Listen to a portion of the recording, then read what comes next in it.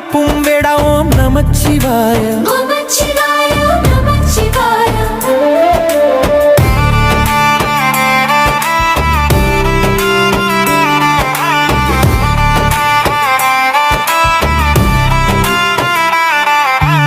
ஒளி வழிபாடு இதன் பெருமை, உள்ளம் திறக்கும் கருணை வடிவம்.